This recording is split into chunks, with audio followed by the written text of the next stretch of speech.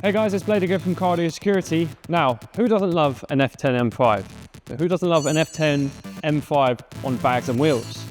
Who doesn't love an F10 M5 on bags, wheels and wrapped with a wicked audio system?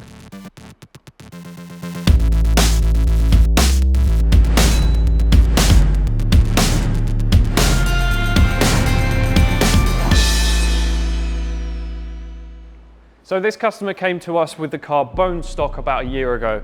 We bagged the car and he's then had it wrapped and put some wheels on. When we bagged it, we had a very basic boot install and then he did return to us to purchase a JL Audio subwoofer. He's then come back and said, look, I want to go all out with this car. I want to replace all of the speakers in the car. I want to do a proper boot build, and that's what we've done for him. So we've done a proper SQ Audison / JL audio install in this car. Also, apart from the other work that we've done to the car, the customer has had a lot of modifications done to this car, including under the bonnet. So let me show you.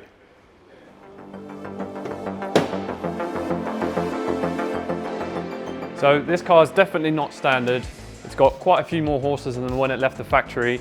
And yeah, it goes like a shovel, let's just say that. So now he's checked all of his boxes. He's ticked off the horsepower, he's ticked off the looks, and now he's ticked off the audio install. Because these cars, BMW as standard, even if you have the Harman Kardon like this car does, it sounds pants. So let me show you what we put in the car.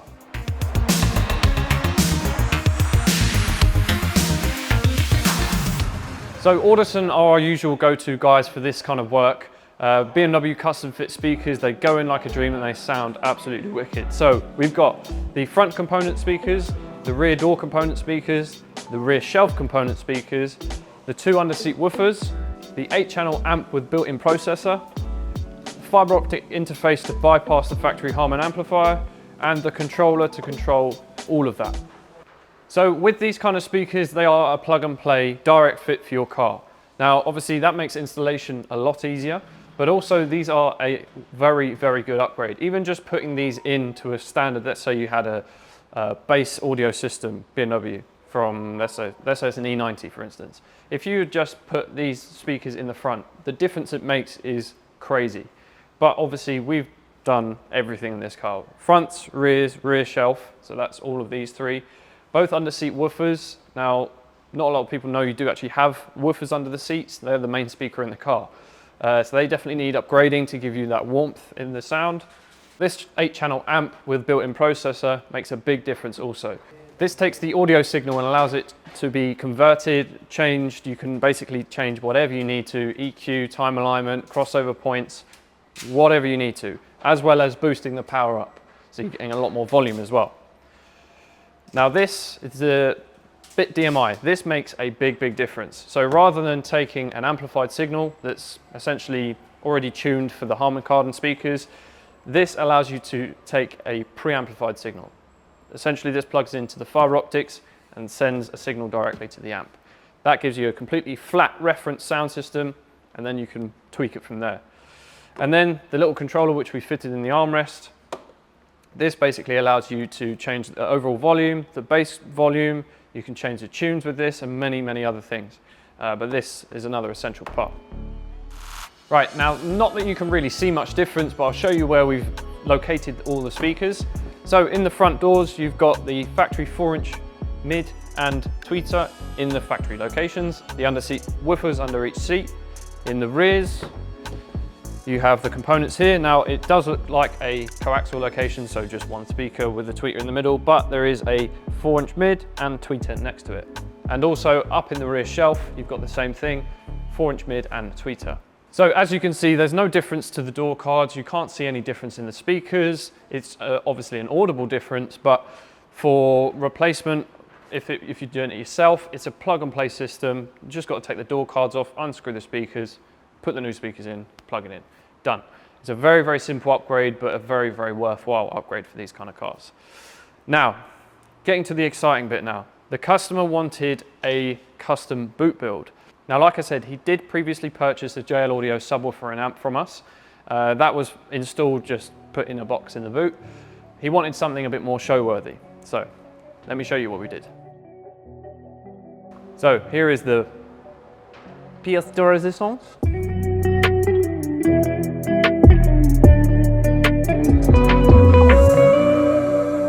So we've incorporated everything that we've used previously as well as the new amplifier.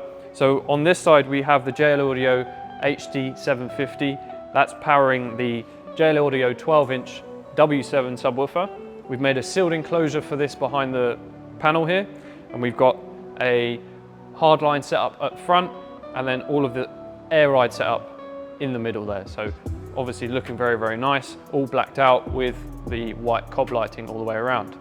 On this side, we have the Audison 8-channel amp with the processor, and when everything's turned on, it all lights up and it looks the nuts, as you can see. So we've obviously completely reboarded out the boot. We've Alcantara'd everything. We've done piping all the way across. So this thing has taken a lot of man hours, a lot of work. Everything's been replaced. It's all new, and yeah, it looks the nuts. Now, one thing these cars suffer from massively when you're adding bass is rattles. A saloon car in general will rattle quite a lot, but for some reason the F10s, they love to rattle, especially the boot lid, the rear shelf, and weirdly the petrol flap.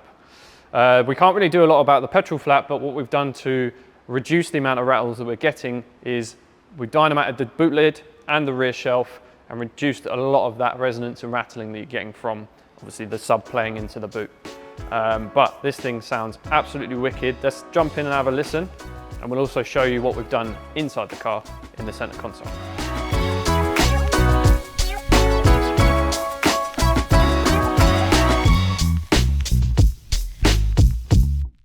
Right, so before we get into listen to it, I'll show you what we've done in here. So what the customer's asked for is for a custom controller mount for his air ride, which we've basically retrimmed this whole center section here, and we've flushed in the airlift controller. Yeah, as you can see, it looks absolutely wicked. Airlift controller is nice and easy to use. You don't have to have it on a mount or anything or on a wire.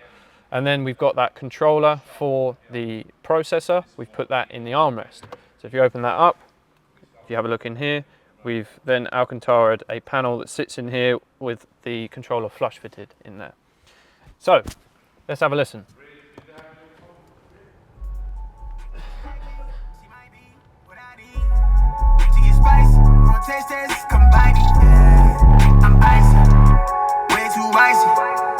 I get paper, I'm big screen, I'm Spike Lee. I'm vibey. I'm big screen, I'm Spike Lee. I'm vibey, just vibey. Too wavy, I can tell they wanna get like me. Yeah, I'm vibey, just vibey. Too wavy, come and get like me. I'm never living a bit in a timid straight shooter. I'm dumping the clip that I'm dipping. Hitting the mark with the waviest art. I rage with my heart and it's right with my wrists. Cut up the pay with the real one. Yeah, bass is deep. You can feel it in your chest. I wish you could see like the bass itself, because it's hard to explain. It's such a deep, rich bass, and even from that sealed box, it's playing so well. Obviously, everything sounds so much brighter, a lot more clear. Obviously, I've set up the time alignment so it's set for the driver, so everything sounds center stage for me right here. That's also switchable through the controller, so I can set it for different amounts of people in the car. But yeah, it sounds absolutely awesome. All of the speakers make this thing sound very rich, very clear. You can hear everything in the music, and it sounds the nuts. Now, in terms of the tuning side, this is a long process for these kind of cars. Now, especially because we're using an optical signal, you then have to split that out and determine where that's going or what basically sound it's playing to each speaker. We then have to do the equalization stage, which we use a microphone for. It's quite a complicated process and it takes a long time, but the outcome afterwards is second to none. The difference between the Harman and this is just, it's night and day difference. The customer listens to a very wide range of music. He's not set on any particular genre or artist.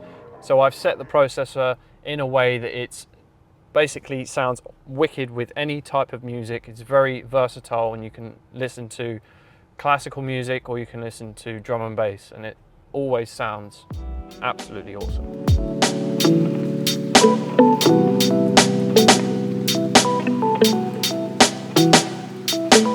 Right guys, so that pretty much wraps up the F10 M5 build that we've done. I'm really happy with it. I'm sure the customer's going to be happy with it.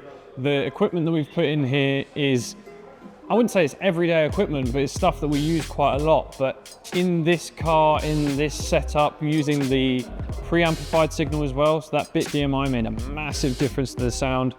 And obviously the processor as well, being able to tune all of the sound makes a massive difference. And having the backup as well of that big JL 12-inch W7 makes me very happy. Price-wise, now I'm going to break it down into two kind of categories. You've got the audio side and then you've got the custom boot build side. With the custom boot build side, it's very much down to what you want. But as a ballpark figure for this kind of install with a custom subwoofer enclosure, the mount for the airlift controller, all of the lighting, the Alcantara and stuff like that, you'll be looking in the region of about £3,000 roughly. That's just obviously in terms of installing it with all the materials and whatnot needed. The audio side of things is going to be roughly about the same kind of price, about the £3,000 mark. If you're using the bit DMI, the 8-channel amp with processor, all the speakers, everything like that, you'll be looking about £2,500–3,000, I would say. So all in all, you're looking in the region of about £6,000 for a very similar build to this. Again, it's very dependent on what equipment you go for, what you want as your boot build and stuff like that, but just to give you an idea. Obviously, please bear in mind that's not including the air ride, because that alone is in the region of about £4,000 to £5,000. So like I said, that was previously installed by us. He's come back to have the boot build redone. But yeah, I mean, like I said, I'm very happy with it, and I'm sure the customer's going to be very happy with it. So I'm going to hand it over to the customer in a second and let him be on his way.